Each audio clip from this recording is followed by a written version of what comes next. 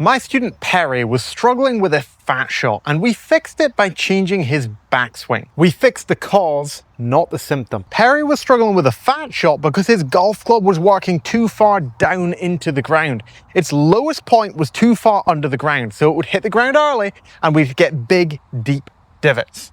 Now this was because he would drop the golf club with his release this way. So his wrist angles would be thrown out, and the club consequently goes too far underneath the turf. But fixing that dropping motion of the wrist was not the answer. If we did that, all we would see is loads of heel strikes. We had to fix something else earlier in the swing that forced the golf club into a position where he had to drop the club with his wrist to get some kind of contact. I'm going to show you exactly what we did to change this, and it's actually one of the most common things I see in golfers that struggle with a fat shot. Before we jump into this, check out the first pinned comment below for my completely free Perfect Strike blueprint with all the best drills I use to quickly enhance quality ball striking. Check it out down below. So this dropping motion to Perry's wrist is what was causing the fat shots, but he had to drop it because of the position the club got into. Now Perry in the downswing would tend to force his hands very outward, the shaft of the club would steepen, and the head of the club would kick excessively outward. So relative to his hands here, the head of the club is well outside the hands.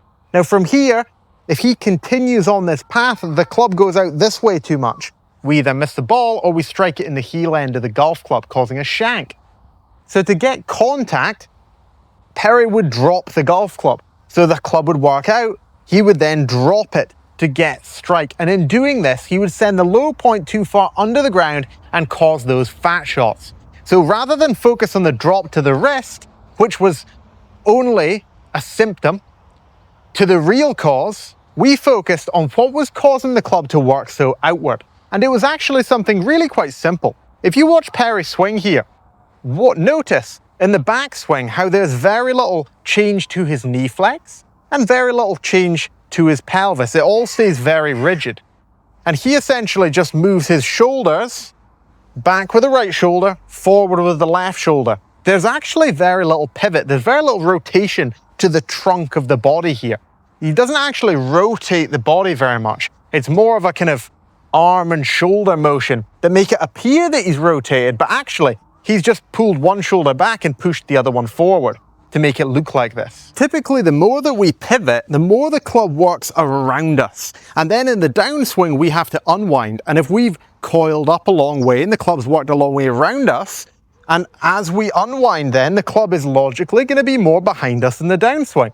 So that is exactly what we needed to bring in here for Perry. The club was working outward too much, causing that drop and consequent fat shot, because he was under pivoting. He wasn't turning enough.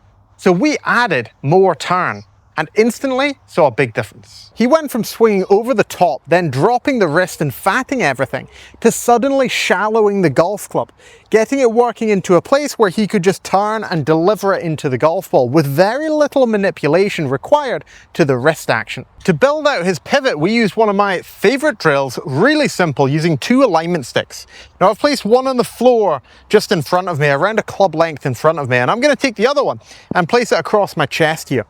Now all I'm going to do is rotate until this alignment stick across my chest points to the one on the floor and I get past 90 degrees. And I'm just going to slowly work on coiling my body up as I turn here, keeping the shoulders angled so that this alignment stick points at the one on the floor. This is a great way to start to train the pivot. As you can see here, Perry before had the club working well out. Now the club is working much more inward on the downswing.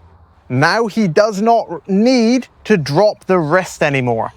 So he can release the golf club more naturally, more fluidly, and strike it much better because he can control the low point depth. So the next time you are making a change in your golf swing, make sure you're changing the cause, not the symptom. Because you can spend months in a rabbit hole of changing symptoms and they just keep cropping back up because you never fix what was causing the real issue. If you'd like me to take a deep dive into your golf swing and work together to make serious progress in your game so you can play better than you ever have before through structured, quality coaching and practice that actually works, then check out the link down in the description for my Skillest profile, where we can work together from anywhere worldwide, completely online, and I'll complete a completely free, detailed swing review for you, detailing exactly where currently you're experiencing your issues and where we would change to make sure that we're going to optimize your development. I hope to help you in your golf game really soon. Thank you so much for watching. Have an incredible day.